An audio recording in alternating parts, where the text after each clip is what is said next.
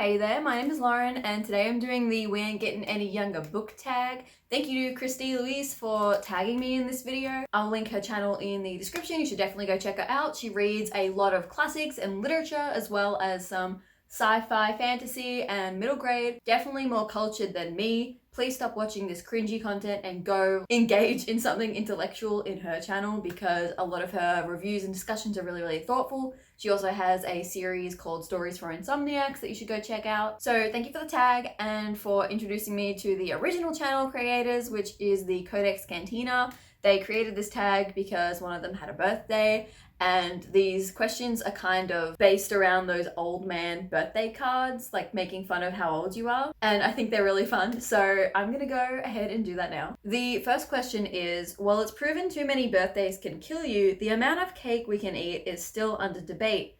Name the most recent book that gave you a sugar/book high. I recently finished Lady Midnight by Cassandra Clare, and it was just a lot of fun. I really enjoyed the character conflicts. I think that's something Cassandra Clare does particularly well. The only other books I've read by her were The Infernal Devices, and I just kind of jumped in and started with this series, which was kind of confusing because there are all these family trees and like 6 books that I didn't read, and then I just decided to do this one, but thankfully I have a friend, shout outs to Em, who has filled me in on everything that happened so I don't have to read those books and I can ask her questions and just follow along with this story, which is really fun. And there were some cameos from past characters and past books. I just enjoyed it. It was just a sweet, fun, classic YA read. The next question is, sometimes we get older and wider instead of older and wiser. Name the longest book you've read. I think the longest book I've read, I'm currently reading right now, and that's The Count of Monte Cristo by Alexandre Dumas. I think I'm only like 100 pages in of this 1,000 page plus book, but I don't really have an opinion on it yet. I'm excited to finish it and finally say that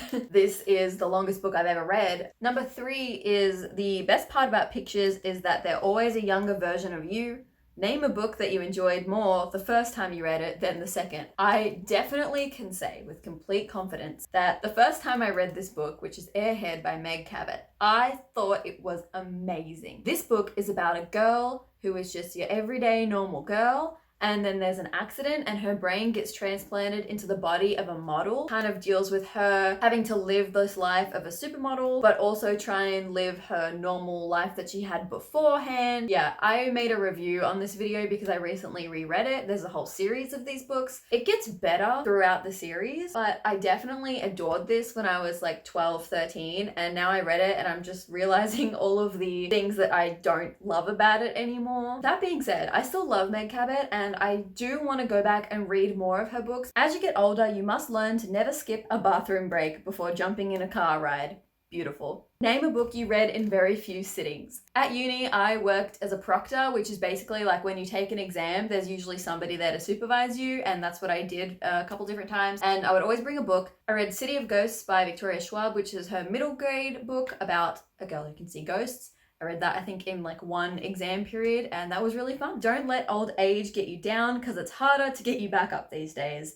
Name a book you had to put down and why. What a great question. I love how these are phrased. A book that I put down was Black Leopard, Red Wolf by Marlon somebody, I think. I can't remember the name.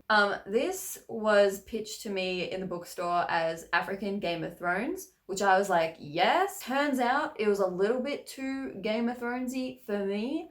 It's very abstract and dreamlike, but it's also very violent. And that's fine by me, but it didn't really seem like the violence had a point. It got to a point where I was just like, all of this is happening, people are being raped and killed, and this is very graphic, but there doesn't really seem to be a larger point or direction to what this is actually meaning or doing. It just seems like there's a lot of unnecessary violence. It just got too gratuitous for me, and I was like, maybe not. 6. Age isn't how long you've been alive, it's how many lives you've lived. What book genres have you been wanting to try outside your comfort zone? I'm really open to reading pretty much anything. I'm trying to do a series on my channel where I read 3 books of different genres that I haven't really been as exposed to before. So I've been trying to read a lot more thrillers lately because while I've read a lot of horror, thriller is a little bit different. I also read If We Were Villains, and now I want to read every dark academia book there is out there because I love that book so much, and that genre seems like a really cool atmospheric type of thing that I'd be into. Also, I want to read more fabulism. 7. Life gets worse the older you get. Great. Luckily, you don't have much left. Name a book that slowly turned sour for you, but you finished it anyways. Were you glad you stuck it out? For this book, which I read back in February, I'm going to pick Making Evil: The Science Behind Humanity's Dark Side by Dr. Julia Shaw. This book takes questions that we have about murderers, sadists, and people who do bad things, and it asks why we do those bad things. This started off really well for me. It talks about the people who we abhor most in society, like murderers, pedophiles, rapists, people like that.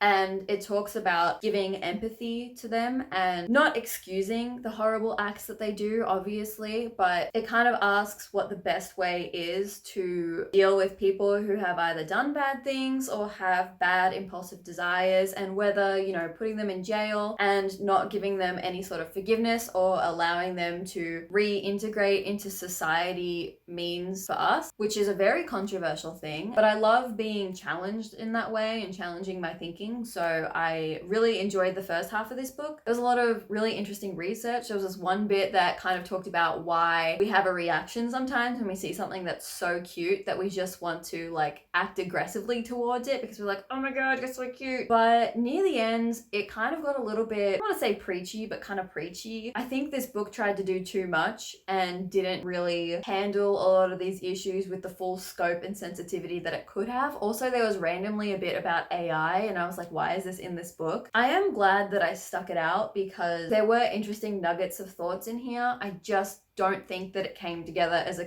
cohesive whole. But if you're looking for something extremely controversial that will definitely challenge your thinking. 8. Peer pressure seems to decrease as you get older.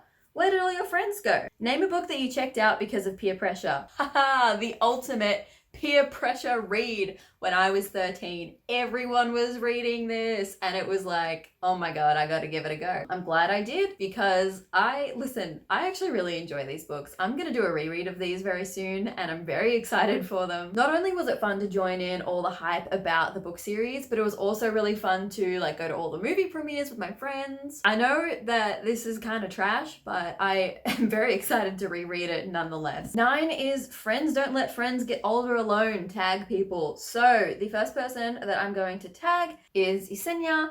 If you were doing the Owls readathon, you should go check out her vlog. She recently had a video where she vlogged her experience reading 50 Shades of Grey. So fun. You should also follow her Twitter because she is live tweeting books that she's reading. She has a Twitter thread of her rereading the Harry Potter series, and now she's moving on to the Sarah J Maas books, so definitely go check those ones out. I also want to tag Angela from Angelarosereads. She's really sweet. Her videos are very calm. She reads a lot of magical realism, fantasy, some mystery thrillers, and middle grade. She recently put up a video where she challenged herself to read all of the books that she owns, so good luck to you. I think she'd really enjoy these questions. I also want to tag Em from iforgotsalt. Em and I have very similar reading tastes. I honestly aspire to her ability to read like 15 to 20 books in a month. Like, girl seriously has some of the most quality books on her channel. She reads really broadly, but if you watch her wrap up, she'll definitely tell you like what's quality, what's not quality, and basically just what's worth your time. So I'm tagging Em to spread some of the dad humor to you. You're welcome.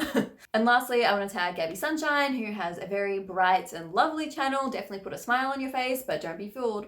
She reads a lot of mystery, horror, thrillers, that sort of thing. And she has some really great recommendation videos as well as just very original videos in general. I'm really excited to see what she puts up every time she uploads. I also really liked her 7 severely underrated books video, so go check that one out. And I think she'd really enjoy this tag. So yep, that's all. I love a bit of dad energy humor on my channel, and this definitely has those vibes. So thank you for watching and see you next time.